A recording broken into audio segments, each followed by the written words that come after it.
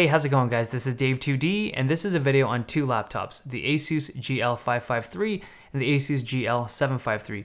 Both have been updated with the Intel 7th generation chips, so the Kaby Lake HQ processors, as well as the GTX 1050 and GTX 1050 Ti video cards. Both of them are pretty similar. This is the 15-inch model, this is the 17-inch model. So the design of these laptops are a mix between the older red and black devices like the 552 and 752, but they've been updated with this bright orange accents. So it's got the aluminum top panel, brushed finish with these orange accents. When it's in use, the backlighting kicks in and gives a little pop. They're bright, I mean it's basically neon orange, but I personally prefer this look over the old one. I was getting tired of the red and black look. So the rest of it is made with plastic materials, even the bottom panel, but it's well made. And if I remember how the 552 and 752 felt, this feels better. Everything is a tighter fit and there's just less material flex overall. Even the screens feel more rigid. The hinge is a little stiff, I can't open it with one hand, but the overall build quality feels really solid. The port selection is good on the 15-inch, lots of USB ports including a Type-C, but it's not Thunderbolt 3. There's also audio, Ethernet, and an HDMI port. The 17-inch model has an extra USB and a mini display port, and then both of them have SD readers up front, and if you've noticed, optical drives on the side. Now, optical drives obviously aren't for everyone, but if you need them, these laptops have them. The headphone jack and the right side USB port are both located towards the front, so when you have peripherals plugged in, it feels a little bit off at first. Like when you're playing games, the mouse cord is right there, and same with the headphone cord, but you get used to it. On the inside, we have two RAM slots, a 2.5-inch SATA drive, and an M2 SSD. The one they include is a SATA stick, so speeds aren't amazing, but all of these are upgradable. The battery, as you can see, is small, and we have the same issue as we've seen in older Asus gaming laptops, where by adding an optical drive, yes, it's nice to have a drive, but you're taking up precious real estate on the inside, and consequently, the battery is smaller. So in these particular laptops, the 17-inch model, I'm getting around 3 hours of battery life. On the 15-inch model, we're getting 3.5 hours. Not terrible, but I wish the battery was a little bit bigger. The 15 and 17-inch screens are both solid. 1080p panels, not touchscreen, but they're bright and have good contrast and viewing angles. Neither of my units had any kind of backlight bleeding. They're not G-Sync panels and they're not particularly color accurate, but they're great for playing games. The keyboards are nice, I really like the layout. It's actually one of very few keyboards that have the number pad on the right while keeping the arrow keys properly spaced and without weird placement of shift keys or anything. The key travel feels nice, and then new for this year, both of these keyboards have customizable RGB lighting. It's done through software and you can adjust 4 zones. It's not individually lit, but it's a nice addition. Lighting like this is always fun to play with. The trackpad is very good. Windows precision drivers, there's no skipping around, and there's good gesture recognition.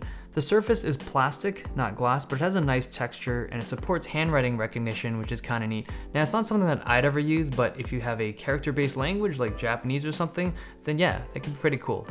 In terms of CPU performance, the Kaby Lake chip is about 10% faster on benchmarks than the Skylake 6700 HQ, but when I'm using it at work or browsing the web, I don't really notice that speed increase. It's maybe a little bit snappier, but combined with the GTX 1050 or 1050 Ti, it's a pretty capable machine for games.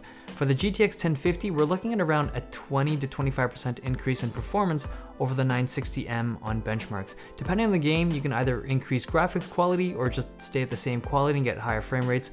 I'm always about getting higher frame rates, so something like Overwatch on a GTX 960M, even though I average 70 frames per second on high graphics at 1080p, when there's a ton of stuff happening, it can drop to low 50s, which I find difficult to play on.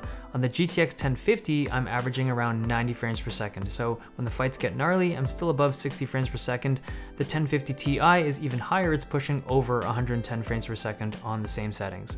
More demanding games like Battlefield 1 will hover around 45 frames per second on high graphics 1080p, and this is for the GTX 1050, and then on the 1050 Ti, it's closer to around 55 frames per second. The extremely demanding games like Witcher 3 are still not very playable on these cards on high settings. On medium settings, we're looking at 60 frames per second on the 1050 and 70 frames per second on the 1050 Ti. Now, if you're looking to do VR, it's kind of capable, but not really. I'll be doing a more comprehensive video on that in the near future, so if you want to see that, be subscribed. The fans are controllable using the Asus software, but if you set it on automatic, it's not too bad on idle, but when it's under load, especially on the 1050 Ti models, they can get pretty loud.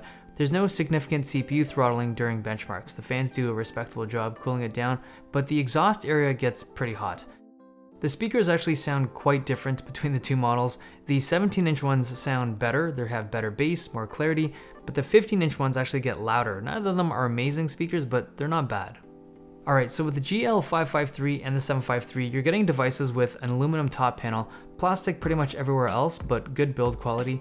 They both start at $1,100 with a GTX 1050, but you can configure them with a 1050 Ti and extra storage for $1,300. The screens are both 1080p panels, bright and with good contrast, but they don't have good color accuracy.